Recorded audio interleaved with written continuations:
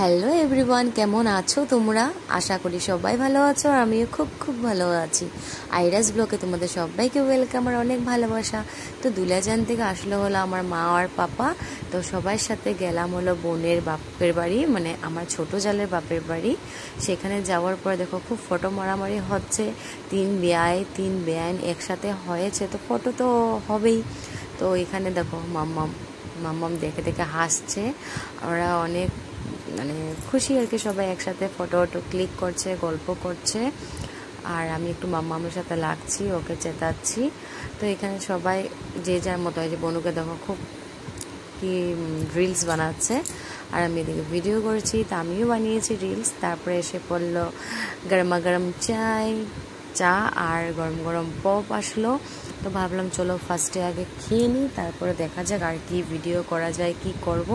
তাও আমি ফটাফট করে বসে গেলাম চা খেতে। তো চলো আগে চাটা খেয়ে নিই। আর এদিকে তো ওরা তিন বেয়াই গল্প করে করে খাচ্ছে। ওদের খাওয়া কম, গল্পটা বেশি হচ্ছে। আর আমি এদিকে বসে গেলাম খেতে। আর মা পাপা আসলে না, মানে যতদিন থাকে ঘরটা অনেক ভালো লাগে, মানে একটু ভর্তি ভর্তি লাগে। আর যখন চলে যায় না অনেক খারাপ লাগে। মানে এসে সাথে সাথে চলে গেলে খারাপ লাগে না, কিন্তু এক দুদিন থেকে গেলে অনেক খারাপ লাগে। আমার বলে না, আমার বাড়ির সবাই বলে, মানে কথাটা সবারই খারাপ লাগে। তো দেখো ঠাকুরঘরটা খুব সুন্দর লাগছে দেখতে, তাই একটু এখানে ভিডিও করে নিলাম।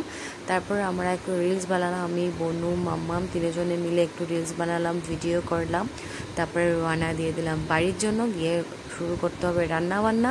বাড়ি এসে আমার রান্না বান্না শেষ। তো চলো দেখি কি হলো। ডিম চচ্চড়ি করলাম এখানে পাপার জন্য, মাছ ফ্রাই করলাম। আর এখানে ডাল আছে, দুপুরে ডাল একটু মাছের তেল, এটা দুপুরের মাছ। আর এই মাছটা এখন বানালাম। তো আমার রান্না বান্না শেষ। মা আর রাহুল মিশে মানে এখানে গল্প করছে। তো আজকের জন্য টাটা, বাই বাই।